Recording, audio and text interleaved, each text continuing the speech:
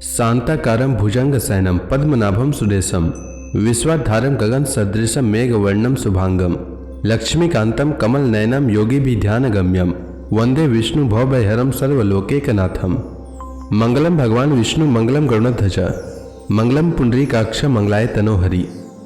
ओम नमो भगवते वासुदेवाय। आज का दिन आप सभी के लिए मंगलमय हो। आज मैं माघ मास कथा का 13वां अध्याय लेकर आया हूँ।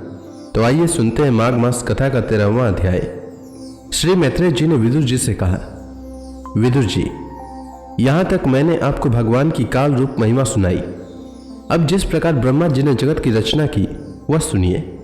सबसे पहले उन्होंने अज्ञान की 5 वृत्तियां तम, मोह, महामोह, तामिस्त्र और अंधता मिस्त्र रची।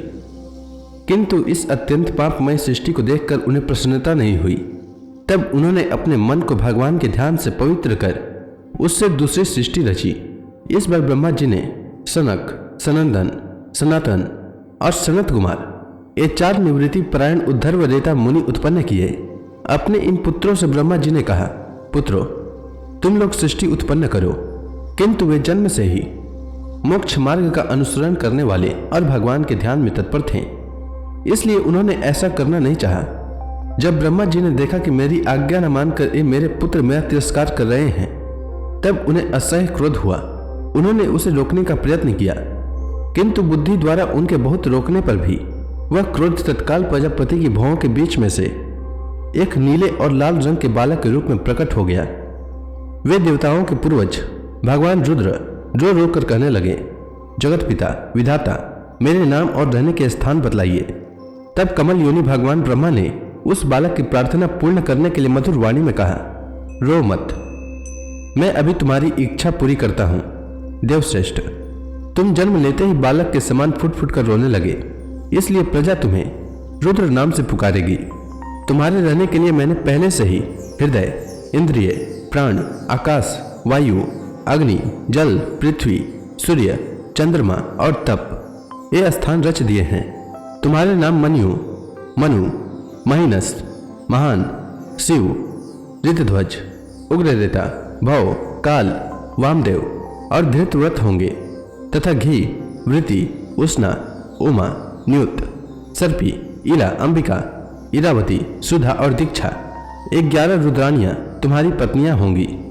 तुम उपयुक्त नाम, स्थान और स्त्रियों को स्वीकार करो और इनके द्वारा बहुत सी प्रजा उत्पन्न करो, क्योंकि तुम प्रजापति हो। लोक पिता ब्रह्मा जी से ऐसी आज्ञा पाकर भगवान नील लोहित बल, आकार और स्वभाव में अपने ही जैसी प्रजा उत्पन्न करने लगे। भगवान रुद्र के द्वारा उत्पन्न हुए उन रुद्रों को असंख्य युद्ध बनाकर सारे संसार को भक्षण करते देख ब्रह्मा जी को बड़ी शंका हुई।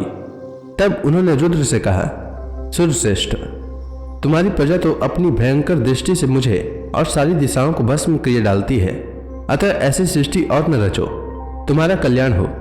अब तुम समस्त प्राणियों को सुख देने के लिए तप करो, फिर उस तप के प्रभाव से ही तुम पूर्ववत इस संसार की रचना करना। पुरुष तप के द्वारा ही इंद्रियातीत, सर्वांतर्यामी, ज्योतिष स्वरूप श्रीहरि को सुगमता से प्राप्त कर सकता है। श्री मैत्रेय जी कहते हैं, जब ब्रह्मा जी ने ऐसी आज्ञा दी, तब रुद्र ने बहुत अच्छा कहकर उसे शिरोधार्य किया और फिर उनकी अनुमति लेकर तथा उनकी परिक्रमा करके वे तपस्या करने के लिए वन को चले गए। इसके पश्चात जब भगवान की शक्ति से संपन्न ब्रह्मा जी ने सृष्टि के लिए संकल्प किया, तब उनके 10 पुत्र और उत्पन्न हुए। उनसे लोक की बहुत वृद्धि हुई। उनके नाम मरीचि, अत्रि, अंगिरा, पुलस्त्य, पुलह, क्रतु, भृगु, वशिष्ठ, दक्ष और 10वें नारद हुए। इसमें नारद जी प्रजापति ब्रह्मा जी की गोद से, दक्ष अंगूठे से, वशिष्ठ प्राण से, भृगु त्वचा से, क्रतु हाथ से, पुलह नाभि से, पुलस्त्य ऋषि कानों से, अंगिरा मुख से, अत्रि नेत्रों से और मरीचि मन से उत्पन्न हुए। फिर उनके दाएं स्तन से धर्म उत्पन्न हुआ, जिसकी पत्नी मूर्ति से स्वयं नारायण अवतीर्ण हुए तथा उनकी पीठ से अधर्म का जन्म हुआ और उससे संसार को भयभीत करने वाला मृत्यु उत्पन्न हुआ। इसी प्रकार ब्रह्मा जी के हृदय से काम, भवों से क्रोध, नीचे की होठ से लोभ, मुख से वाणी की अधिष्ठात्री देवी सरस्वती, लिंग से समुद्र, गुदा से पाप निवास स्थान राक्षसों का अधिपति निरति, छाया से देवहूति के पति भगवान कर्दम जी उत्पन्न हुए। इस तरह यह सारा जगतकर्ता ब्रह्मा जी के शरीर और मन से उत्पन्न हुआ। विदुर जी, एक बार ब्रह्मा जी यह सोच रहे थे कि मैं पहले की तरह सुव्यवस्थित रूप से सब लोगों की रचना किस प्रकार करूं।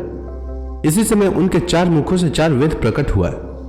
विदुर जी ने पूछा, तपोधन, विश्व रचयिताओं के स्वामी श्री ब्रह्मा जी ने जब अपने मुखों से इन वेद आदि को रचा तो उन्होंने अपने किस मुख से कौन वस्तु उत्पन्न की, यह आप कृपया करके मुझे बतलाइए। श्री मैत्रेय जी ने कहा, विदुर जी, ब्रह्मा ने अपने पूर्व, दक्षिण, पश्चिम और उत्तर के मुख से क्रमशः ऋक, यजु, साम और अथर्व वेदों को रचा।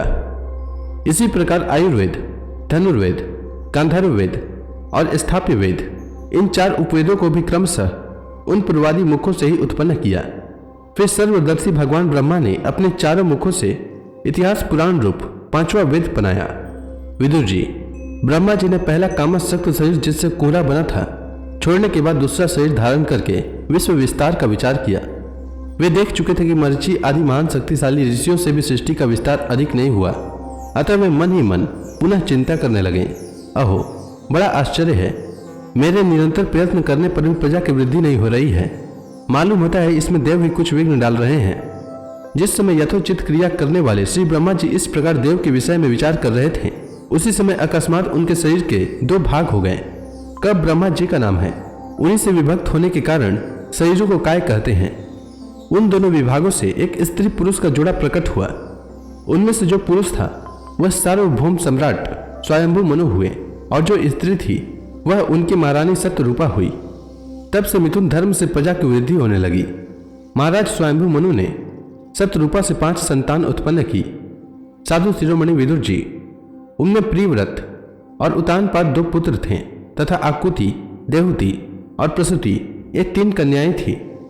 मनु जी ने आकुति का विवाह रुचि प्रजापति से किया, देहुति कर्दम जी को दी और प्रसूति दक्ष प्रजापति को।